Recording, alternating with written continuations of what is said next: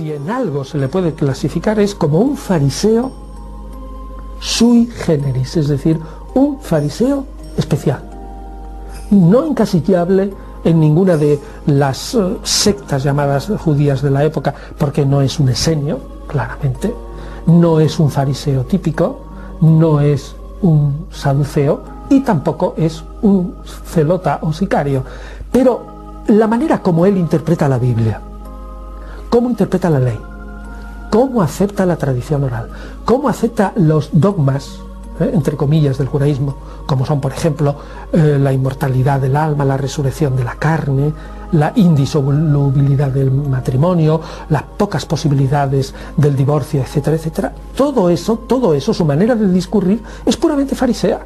Él va a dilucidar cuál es exactamente el núcleo y el sentido de la ley e intentar cumplirla al máximo.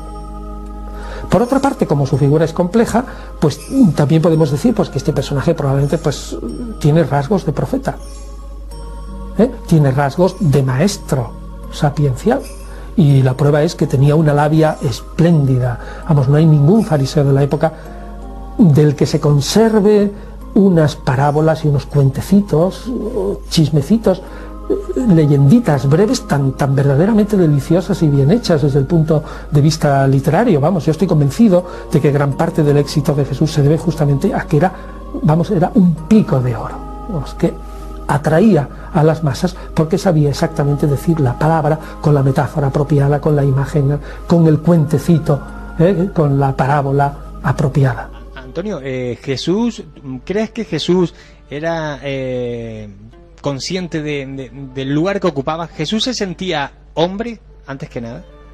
Yo creo que sí, es decir, lo que yo estoy casi prácticamente seguro, y en los evangelios también está bastante claro, porque lo contrario sí que es oscurísimo. Yo no veo en ninguna parte de los evangelios que Jesús, aunque proclamara a Dios como Padre, no veo en ninguna parte de los evangelios, salvo en el Evangelio de Juan al principio, pero son comentarios del propio evangelista, que Jesús pensara de sí mismo que era así, rotundamente Dios.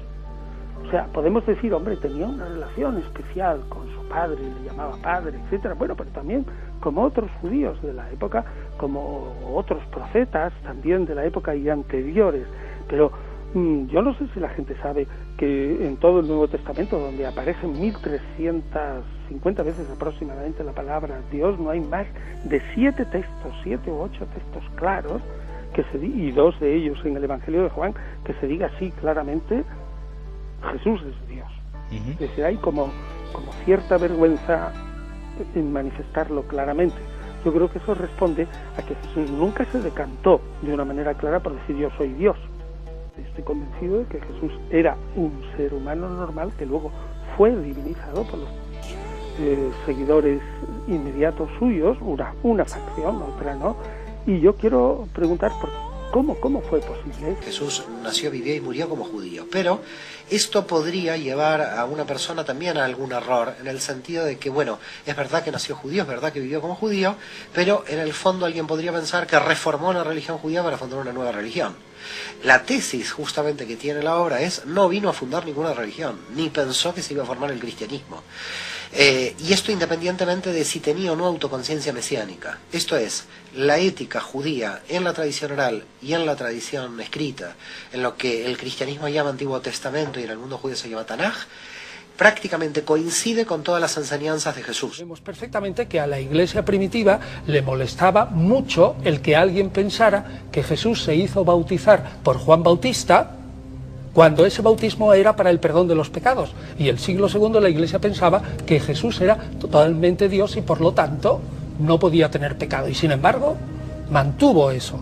Y yo afirmé que si Jesús hubiera sido un invento, los evangelistas habrían presentado un Jesús sin problemas históricos, pero nosotros, cuando analizamos los evangelios, caemos en la cuenta que hay 2 estratos. Uno, lo que corresponde a la fe, sobre todo de finales del siglo I, sobre ese personaje, y lo que es ese personaje históricamente, que los evangelistas no lo niegan y lo presentan, aunque se pueda interpretar de otra manera. Así, Ese es para mí probablemente el argumento más fuerte, a saber, es absolutamente implausible, improbable, que si Jesús hubiera sido inventado, lo hubieran inventado de esta manera. Por lo tanto, es un personaje histórico real. ¿Quieres decir que en este momento el Jesús de la historia y el Cristo de la fe, ningún teólogo prácticamente lo pone en duda?